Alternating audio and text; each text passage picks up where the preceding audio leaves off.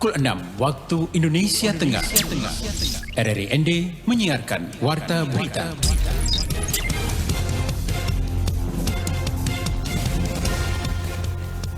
Selamat pagi pendengar, Anda kembali mendengarkan Warta Berita pagi ini, edisi Kamis 16 Februari 2023. Sari Berita. Pembangunan kawasan meeting insentif Convention and Exhibition di Golomori, Manggarai Barat sebagai venue KTT ASEAN mencapai 90%. BMKG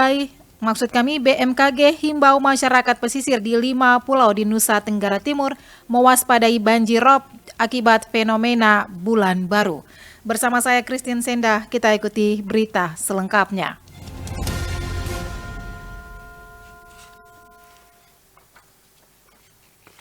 Berita pertama kami awali terkait dengan saat ini progres pekerjaan konstruksi fasilitas kawasan meeting insentif Convention and Exhibition di Golomori, Manggarai Barat, Nusa Tenggara Timur yang merupakan venue KTT ASEAN Summit 2023 pada bulan Mei mendatang telah mencapai rata-rata di atas 90%. Laporan Veranda Garus. Pengembangan kawasan MAIS di Golomori, Nusa Tenggara Timur merupakan penugasan pemerintah ketiga dalam pengembangan destinasi pariwisata di Indonesia setelah kawasan The Nusa Dua Bali dan The Mandalika Nusa Tenggara Barat oleh PT Pengembangan Pariwisata Indonesia Persero atau Indonesia Tourism Development Corporation atau ITDC. Direktur Utama Indonesia Tourism Development Corporation ITDC Ari Respati mengatakan hingga awal Februari 2023 realisasi progres pembangunan masing-masing item pekerjaan adalah pembangunan infrastruktur jalan sudah lebih dari 95%, sementara pekerjaan MAIS, Beach Club, Observation Deck sebesar 89,19% karena ada beberapa perubahan. Progres pekerjaan konstruksi pembangunan MAIS meliputi Convention Hall, Public Entrance, Lobby VVIP, Lounge VVIP, Ruangan Meeting VVIP, dan Media Center, serta Observation Deck. Kami yakinkan bahwa konsep ini merupakan konsep satu-satunya di Indonesia. Kami sangat amat bangga sekali. Selain ini akan menjadi kebanggaan untuk Manggarai Barat dan Nusa Tenggara Timur, ya tentunya ini juga kebanggaan buat Indonesia nanti. Kita lagi bersiap-siap diri nih untuk menjelang bulan Mei. Dia melanjutkan, meskipun KTT ASEAN Summit 2023 ini akan berlangsung pada bulan Mei mendatang, namun pihaknya sedang berupaya agar ada peresmian dari Presiden Republik Indonesia untuk gedung MAIS di bulan April, 1 bulan sebelum event besar pertemuan tingkat dunia tersebut berlangsung. Apalagi saat berkunjung ke Labuan Bajo beberapa waktu lalu, Presiden Jokowi menunjuk langsung di Golomori sebagai lokasi pertemuan internasional tersebut. Meskipun ITDC ini dibawa Kementerian BUMN, terkait pengembangan pembangunan juga dikoordinasi pada Kementerian Pariwisata. Karena ASEAN Summit 2023 merupakan pekerjaan dari Kementerian Luar Negeri dan Kementerian Sekretariat Negara, maka saat ini progresnya dilaporkan kepada kedua kementerian itu. Kami akan berupaya bukan hanya untuk pemenuhan target perusahaan saja, tapi diupayakan masyarakat sekeliling, masyarakat kabupaten, masyarakat provinsi, itu juga memberikan dampak ekonomi juga kepada mereka.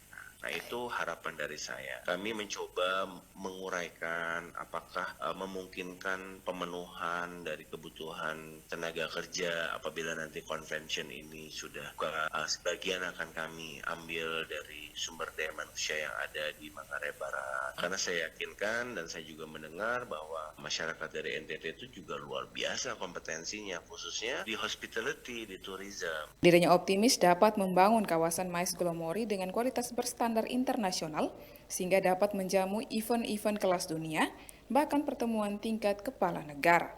RRI ND Veranda Garus melaporkan. Bupati ND Dr. Andus H. Jafar Ahmad melantik dan mengambil sumpah jabatan 83 kepala desa terpilih, 2 penjabat kepala desa, 3 kepala desa antar waktu, serta mengukuhkan 15 anggota BPD dari 3 desa. Selengkapnya, Rovinus Wula melaporkan.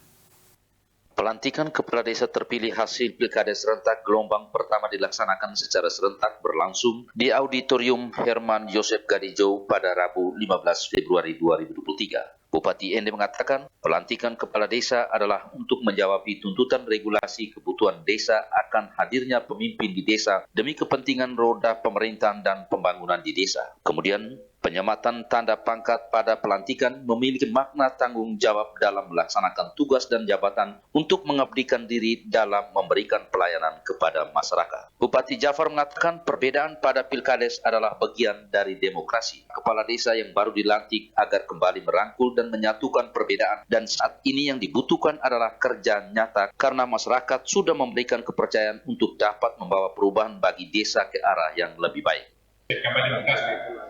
Bahwa kepala desa harus optimalkan dana desa bagi datang rakyat. Di samping itu, kepala desa harus benar-benar memahami regulasi aturan berlaku bagi penggunaan dana desa. Hal ini untuk meminimalisir terjadi keterlambatan dana desa yang berdampak hukum. Belajar dan pengalaman dari apa yang ada terjadi di mana-mana agar kepala desa masih terus tidak ada desa ini. Selain pembangunan desa, kepala desa harus mempunyai demokrasi untuk menggali potensi daerah, untuk meningkatkan pendapat desa dan menciptakan keunggulan. Oleh karena itu, kepala desa harus memiliki semangat inovasi, memiliki kemampuan membangun desa dengan berbagai pihak dan mengembangkan kemajuan desa. Bupati Jafar mengingatkan kepada kepala desa yang baru dilantik harus bisa membangun komunikasi dan menjaga hubungan baik dengan BPD, Mosalaki, tokoh masyarakat, dan juga calon kepala desa yang ikut bertarung dalam Pilkades. Kepada seluruh kepala desa dalam pengelolaan dana desa harus memahami regulasi agar tidak tersandung kasus. Optimalkan pengelolaan dana desa untuk kesejahteraan masyarakat. Selain itu, kepala desa juga harus mempunyai kemampuan dan terus berinovasi dan menggali potensi-potensi desa untuk meningkatkan pendapatan asli desa dengan menciptakan produk unggulan masing-masing desa. Diharapkan seluruh kepala desa agar berkolaborasi dengan stakeholder terkait untuk menekan angka stunting di desa, segera membentuk tim desa siaga, dan memastikan ibu melahirkan di fasilitas kesehatan dan tidak boleh ada ibu yang melahirkan di rumah, tegas Bupati Jafar. RRI Endorfinus Vula melaporkan. Kita beralih ke berita lainnya. Dengan melihat kemajuan pendidikan dasar khususnya literasi di Kabupaten Nagekeo saat ini, Bupati Nagekeo Dr. Yohanes Don Bosco meminta agar program inovasi membantu menyusun rencana strategis Renstra Pendidikan untuk jangka menengah dan jangka panjang bagi dunia pendidikan Nagekeo. Laporan Rosa Dalima. Ternyata literasi membaca ini juga jadi masalah sampai dengan SMP. Dan guru-guru SMA-nya juga mengeluh. Permintaan ini disampaikan Bupati Nagekeo, Dr. Don Bosco dalam sambutannya pada acara gala dinner kunjungan 3 kementerian di Nagekeo tanggal 8 dan 9 Februari 2023 dan pada acara konferensi pers bertempat di kantor Bupati Nagekeo. Dikatakan Bupati Don Bosco, Renstra penting sebagai pedoman kebijakan bagi pemimpin selanjutnya yang akan menahkodai Nagekeo, khususnya kebijakan dan keberpihakan pada pendidikan dasar untuk kemajuan dan kualitas generasi Nagekeo di masa mendatang. Dibantu oleh inovasi, kata Don Bosco, dirinya berharap bisa membuat peta pendidikan Nagekeo sehingga kabupaten mempunyai rencana induk pendidikan ke depannya. Eropa misalnya tidak lagi bergantung dengan Ukraina dan Rusia, tapi mereka mulai melihat daerah baru untuk energi dan pangan ke Indo-Pasifik. Kita bayangkan orang dengan SDM yang hebat dari Eropa datang ke sini, dan kalau kita tidak siap, ini 2045 itu kita hanya jadi apa? Nah, oleh karena itu, saya dengan kemampuan yang ada dan dengan bantuan yang istimewa dari inovasi, sekali lagi terima kasih, sehingga saya masih mengharapkan inovasi membantu saya membuat peta jalan menuju itu. Jadi bagaimana Renstra ini dibuat, ya, sehingga kita punya rencana induk pendidikan ke depan. Kan ini fondasi. Dan saya mengambil risiko ini karena memang ini untangible. Sekali lagi tidak mudah langsung kelihatan. Jadi ini tidak akan mendapatkan tepuk tangan. Ya. Ditanya mengapa dirinya fokus pada pendidikan dasar, Bupati Don Bosco menjelaskan ketika melakukan kunjungan ke sekolah-sekolah, dirinya mendapati keluhan soal literasi baik dari guru tingkat SMP maupun tingkat SMA. Hal ini menjadi pertanyaan bagi dirinya, apa saja yang diperoleh anak selama 9 tahun sebelumnya. Oleh karena itu dirinya berkomitmen pendidikan dasar akan menjadi fokus perhatian Pemkab Nagakeo saat ini dalam upaya mempersiapkan generasi Nagakeo yang unggul dan kompetitif. RRI ND Rosada 5 melaporkan. Anda sedang mendengarkan Warta Berita Produksi RRI ND. Untuk memperluas jangkauan distribusi cadangan beras serta stabilitas pasokan dan harga pangan, Perum Badan Urusan Logistik Bulog Cabang ND menjalin kerjasama dengan 15 agen mitra pedagang. Laporan Suimam.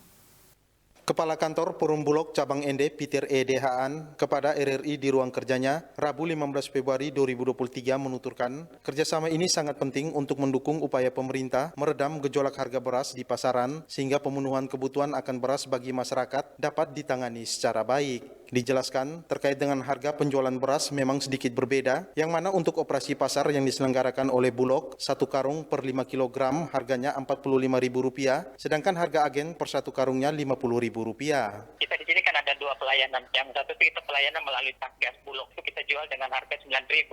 Kemudian ada juga yang pelayanan ke pasar ini melalui mitra. Kalau kita tidak bantu mitra juga kan juga kasihan. Mitra-mitra juga kan juga kesulitan beras juga. Dengan mitra ada ini kan mitra juga bisa membantu Bulog untuk membantu masyarakat dalam memenuhi kebutuhan masyarakat juga, walaupun ada beda sedikit Rp1.000 saja. Saya kira itu masih wajar. Kemudian kita punya head juga untuk penjualan langsung ke masyarakat, itu kan headnya kan Rp9.950. Jadi pedagang itu bisa jual di bawah harga itu maupun batas harganya itu Rp9.950. Dikatakan Peter, untuk stok beras yang tersedia di gudang saat ini memang sudah menipis, sisanya sebanyak 50 ton dan stok tersebut hanya bisa bertahan di minggu kedua bulan Maret mendatang. Jadi masyarakat jangan khawatir dengan sisa stok yang ada karena dalam waktu dekat ini ada tambahan suplai beras yang akan masuk ke gudang sebanyak 750 ton. Ia melanjutkan, untuk sementara operasi pasar belum bisa berjalan mengingat stok beras di gudang menipis dan akan kembali dilakukan operasinya lagi setelah stok tambahan sudah tiba di gudang. Kita punya tambahan suplai minggu ketiga ini pasti sudah masuk. Makanya batas mungkin tanggal 25-an itu barang itu sudah masuk. Dia menambahkan 15 agen mitra pedagang yang menjual beras Bulog ini tersebar di dalam kota ND, di antaranya di Pasar Wolowona, Pasar Bongawani, dan di kios-kios yang ada di wilayah kecamatan dalam kota. Sementara itu banjir rob akibat fenomena New Moon mengancam pesisir 5 pulau di Nusa Tenggara Timur. Selengkapnya Lady Badin melaporkan. Badan Meteorologi, Klimatologi, dan Geofisika BMKG mengimbau masyarakat di pesisir 5 pulau di Nusa Tenggara Timur untuk mewaspadai banjir rob akibat fenomena New Moon atau bulan baru. Kepala Stasiun Meteorologi Maritim Tenau Kupang, Saiful Hadi kepada RRI mengungkapkan bahwa berdasarkan perakiraan cuaca pada 14 Februari 2023, pesisir 5 pulau di NTT berpotensi dilanda banjir rob, yakni pesisir Pulau Sabu, Alor, Raijua, Flores, dan Sumba. Dikatakan Saiful Hadi, banjir rob berpeluang terjadi pada tanggal 15 hingga 22 Februari 2023 di pesisir NTT akibat fenomena New Moon atau fase bulan baru. Peristiwa itu berpotensi menyebabkan peningkatan ketinggian pasang air laut maksimum yang lebih signifikan daripada biasanya. Untuk saat ini kita sedang menjelang menjelang bulan baru, di mana posisinya untuk tahun ini paling dekat dengan bumi ya. Jadi yang kita sebut sebagai super new moon. Hal ini terjadi pada tanggal 22 Januari kemarin, kemudian sekitar tanggal 20 Februari nanti. Untuk terjadinya kenaikan muka air laut masih berpotensi hari ini sampai paling tidak tanggal 22 Februari. NTT berpotensi saat ini adalah pesisir Pulau Flores, kemudian sampai ke pesisir Alor sana, kemudian di perairan pesisir Tabura Jua, kemudian pesisir Sumba. Saiful Hadi juga menjelaskan berdasarkan pemantauan data prediksi BMKG yang menunjukkan bahwa pasang surut, tinggi gelombang, kecepatan angin dan curah hujan dapat mempengaruhi dinamika pesisir di NTT berupa potensi banjirop. Dirinya menghimbau warga pesisir di daerah berpotensi terdampak banjirop untuk meningkatkan kewaspadaan dini terhadap banjirop yang dapat menimbulkan terganggunya transportasi sekitar pelabuhan dan pesisir seperti aktivitas bongkar muat, budidaya perikanan, dan aktivitas petani garam. RRI ND Lady Badin melaporkan. Ratusan kepala keluarga di Dusun Tuanio, Desa Pagomogo, Kecamatan Nangaroro, hingga saat ini belum menikmati aliran listrik dari PLN. Selengkapnya, Ferry Soo melaporkan. Warga Dusun Tuanio, Desa Pagomogo, Kecamatan Nangaroro, Kabupaten Nagekeo selama puluhan tahun belum menikmati aliran listrik dari PLN untuk kebutuhan penerangan dan aktivitas lainnya. Padahal jarak antara desa tetangga yang telah memiliki aliran listrik hanya 1 kilometer. Setiap hari warga hanya mengandalkan listrik tenaga surya. Untuk memenuhi kebutuhan penerangan, warga hanya mengandalkan lampu dari tenaga surya dan juga generator yang sangat tidak maksimal. Ketiadaan daya listrik membuat usaha rumah tangga seperti mebeler, kios, dan usaha lainnya terhambat akibat kekurangan arus listrik. Berbagai upaya telah dilakukan oleh pemerintah desa dan juga warga untuk mendapatkan aliran listrik, namun saat ini belum terjawab. Tidak adanya aliran listrik menjadi salah satu faktor penghambat meningkatnya pendapatan keluarga. Alfonsius Baby, warga Tuanio, mengatakan masyarakat sangat kecewa karena jarak Dusun Tuanio, Desa Pagomogo dengan desa tetangga yang telah menikmati listrik tidak jauh, tapi mereka masih terbelakang soal fasilitas penerangan. Masyarakat membutuhkan listrik terutama untuk sekolah dan juga belajar anak di rumah, serta kegiatan usaha masyarakat lainnya. Masyarakat sangat membutuhkan listrik itu, yang paling pertama dalam sarana pendidikan itu kepentingan untuk sekolah dan juga untuk anak-anak di rumah dalam proses pembelajaran. Yang kedua dalam sarana agama juga ada satu kapela. Yang ketiga juga untuk kepentingan usaha masyarakat berupa mebeler. Di sini ada beberapa potensi yang bisa berusaha dalam bidang mebeler dan juga untuk kebutuhan masyarakat dalam bidang untuk bagaimana mengembangkan ekonomi masyarakat itu sendiri. Selain rumah tangga, lembaga pendidikan seperti sekolah dasar juga belum mendapatkan aliran listrik. Kondisi ini membuat kegiatan belajar mengajar dan aktivitas sekolah lainnya sangat terganggu. Pihak sekolah hanya mengandalkan generator untuk memenuhi kebutuhan administrasi perkantoran sekolah dengan biaya operasional yang cukup tinggi. RRI ND Ferry Soo melaporkan. Sekian warta berita pagi ini mewakili seluruh kerabat kerja yang bertugas. Saya Christine Senda, selamat pagi.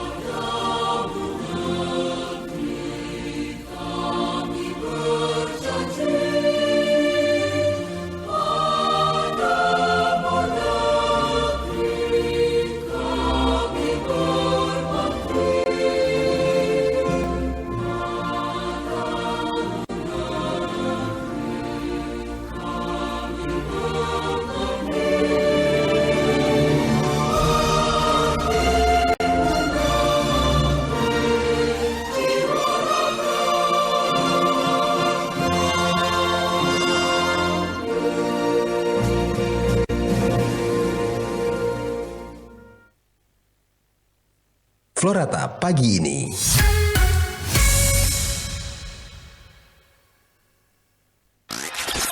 The new mobile application RRI Playgo.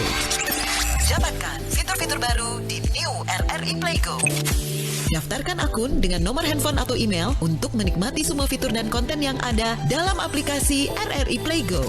Nikmati siaran radio live streaming atau tonton yang Anda dengar dari seluruh program jaringan RRI yang disertai dengan fitur live chat untuk berinteraksi dengan penyiar atau sesama pengguna. Dengarkan musik favorit melalui playlist dengan berbagai genre dan dekade koleksi kami. Simak berbagai siniar dan berita dalam bentuk podcast audio dan video. Dapatkan beragam berita terkini. RRI Playgo kini dilengkapi dengan fitur sosial media yang memungkinkan pengguna untuk saling follow, like, comment, dan sharing konten. RRI Playgo menyediakan fitur favorit sehingga memudahkan pengguna untuk mengakses kembali konten yang disukai di menu library. Download RRI Playgo terbaru di Google Play Store dan Apple Store. RRI Playgo, play, enjoy. Pekan Tilawatil Quran ke-53. Wujud peran serta LPP RRI berkontribusi dalam syiar agama Islam. Diselenggarakan di bulan Ramadan serentak di seluruh Indonesia. Dengan kategori lomba, tausiah, tilawah, tahfiz, tartil Quran sensorik netra. PTQ ke-53 tingkat nasional akan diselenggarakan di Kota Kendari, Sulawesi Tenggara, 1-6 April 2023. Pekan Tilawatil Quran ke-53 1444 Hijriah. Mewujudkan masyarakat toleran berkarakter Qurani untuk Indonesia kuat. Kerjasama RRI, Pemerintah Provinsi Sulawesi Tenggara, dan Kementerian Agama Republik Indonesia. Info lengkap dan pendaftaran melalui aplikasi RRI Playgo. Unduh segera di Google Play Store dan Apple Store.